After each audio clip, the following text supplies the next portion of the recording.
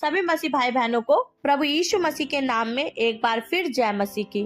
प्रियो, आज के मनन के लिए हम लोग पढ़ेंगे नीति वचन की पुस्तक 13 अध्याय उसकी 18 आयत, जो हमसे कहती है, जो शिक्षा को सुनी अनसुनी करता वह निर्धन होता और अपमान पाता है, परंतु जो डांट को मानता उसकी महिमा होती है।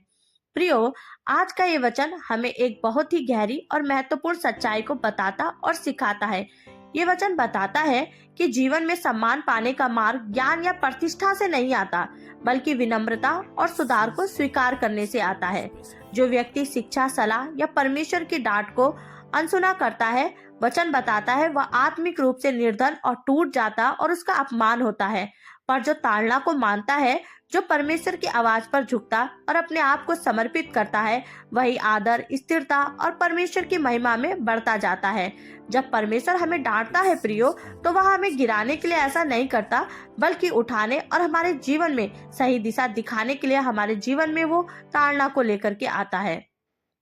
जब कोई हमें सुधारता है, चाहे वह परमेश्वर का वचन हो या हमारे माता पिता हो प्रियो, या हमारे अगुवे, हमें उसे नम्रता से स्वीकार करना चाहिए। डांट को हमें कभी भी अपमान नहीं समझना चाहिए, बल्कि अवसर समझना चाहिए, क्योंकि परिवर्तन का आरंभ अनुशासन के द्वारा ही आता है प्रियो। अनुशासन को अपनाने वाले व्यक्ति जीवन में परमेश्वर से महिमा और आदर पाता है।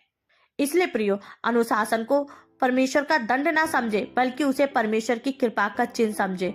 जो ताड़ना को मानता है प्रियो, वही परमेश्वर के राज्य में सम्मानित होता है। इसलिए आज ही अपने जीवन को इस वचन के सामने समर्पित करें और प्रभु से प्रार्थना करें प्रियो। प्रार्थना करें, प्रभु मुझे नम्र बना कि मैं तेरी शिक्षा और सुधार को स्वीकार कर सकूं। हे प्रभु, मेरे भीतर आत्मा दे जो तेरे अनुशासन को प्रेम से ग्रहण करे। प्रार्थना करें, प्रभु तू मुझे जब डांटे मैं विरोध ना करूं, बल्कि तेरी इच्छा को समझूं। प्रभु, मेरे जीवन तेरी शिक्षा से भरा हो, ताकि मैं आदर और महिमा में बढ़ता जाऊं। प्रभु, ये प्रार्थना यीशु के नाम में मांगते हैं, आमीन। प्रभु आप सबको आशीष करे। जय मसीह की।